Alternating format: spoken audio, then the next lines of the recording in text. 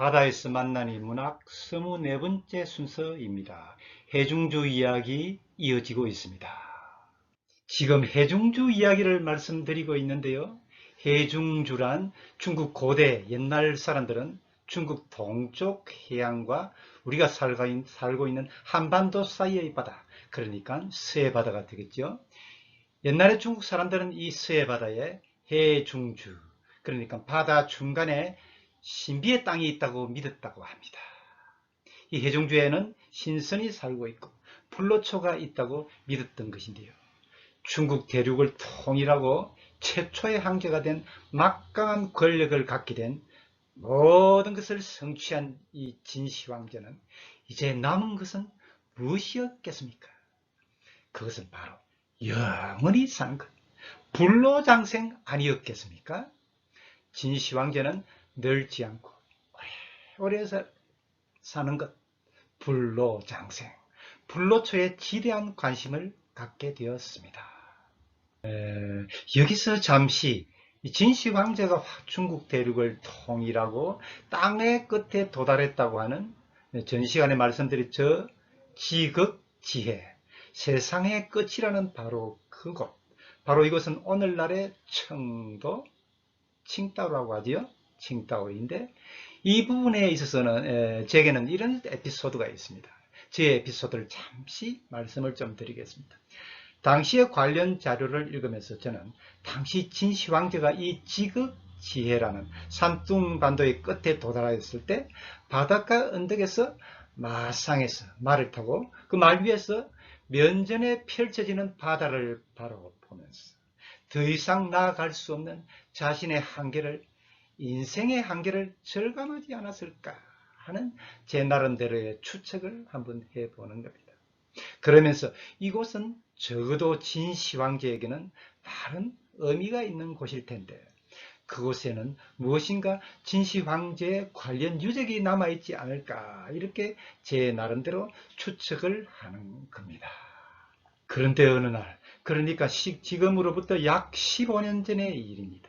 이 진시황제와 관련된 제 추측이 맞아 떨어지는 날이 온 겁니다. 매우 우연한 일인데요.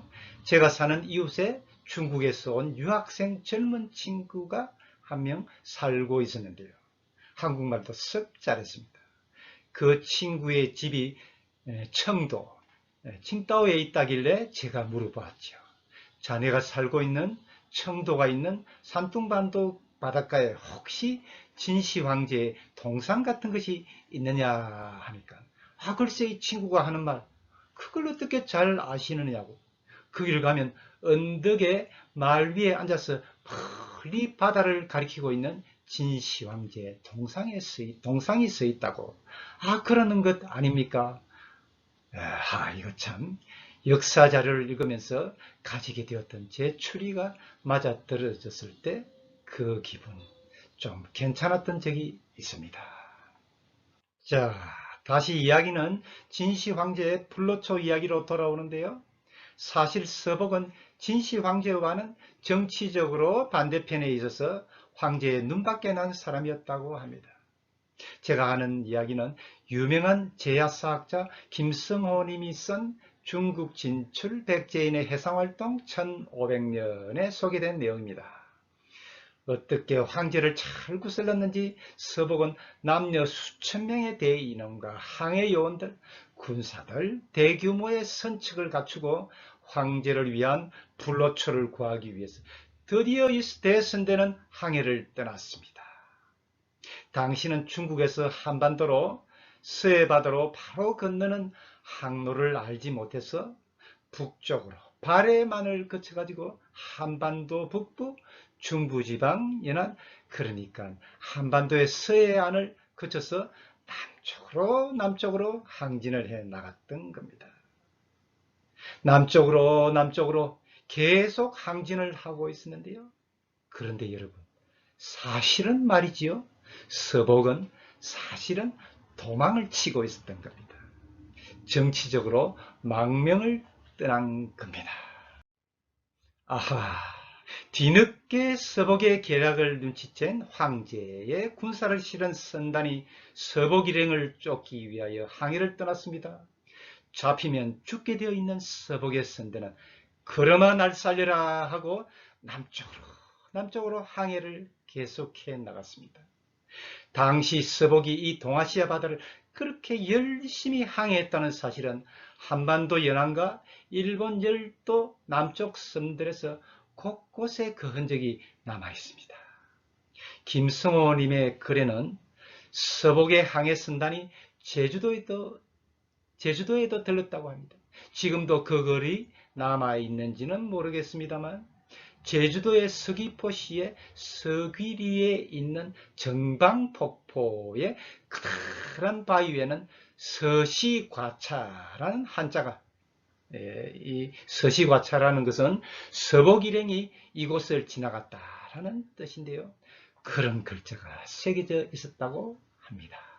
그리고 일본 열도의 남쪽 섬들에는 여러 곳에서 지금도 이 서복이라는 귀인을 당시에 맞이하였다는 것을 기념하는 축제가 지금도 벌어진다고 하는데요. 그런데 여러분, 이 서복 일행이 여기도 다녀갔는지 모르겠는데요. 이 방송을 하는 저는 지금 부산에 살고 있는데요. 부산하고도 영도섬, 태종대로 유명하지요. 영도에 살고 있는데요. 이 섬의 산 이름이 봉내산이거든요. 봉내. 앞에서 말씀드린 바와 같이 봉내라는 지명은 중국 동안에 산지한 파라다이스란 뜻의 지명과 똑같은 한자 지명입니다. 실제로 제가 살고 있는 영도의 봉내산 기슭에는 체육공원이 하나 있는데요. 이 공원 옆에 또 공원이 하나 있는데 화면 그림을 보고 계시는데요. 그런데 여러분, 이 공원의 이름이 좀 재미있습니다. 이 공원의 이름은 불로초 공원, 바로 불로초 공원입니다. 당시에 서복 일행이 여기도 다녀갔을까요? 글쎄요, 알 수 없는 일이죠. 지금 말씀드리고 있는 진시황제 불로초 바닷가의 파라다이스 마을 봉내의 존재와 그리고 중국 대륙 앞바다에 있다고 믿어지는 가상의 땅, 이 서해바다 중간 어딘가에 존재하는 신선이 살고 있다는 해중주의 존재, 그리고 진시 황제를 위한 불로초를 찾아 나선 서복의 항해, 이런 이야기들은 모두 인간의 심성 변화에 작용하는 바다의 이미지, 물의 이미지와 밀접한 관련이 있다고 말할 수 있겠습니다. 지금까지 바다에서 만난 인문학 24번째 순서로 해중주 이야기를 말씀드렸는데요. 다음 시간 강의 제목은 물의 나라입니다.